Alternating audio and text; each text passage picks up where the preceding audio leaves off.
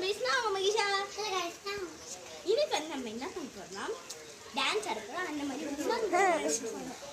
பின்னாடி பாருங்க எவ்வளோ நிறையா ஊர் இருக்கு இப்போ வந்து வாங்க டான்ஸுக்கு போயிடலாமா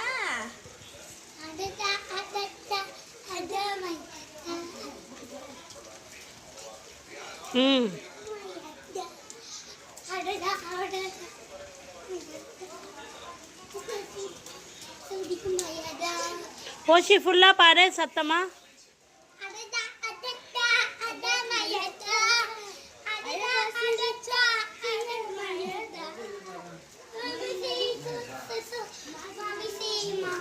மாமி செய்யா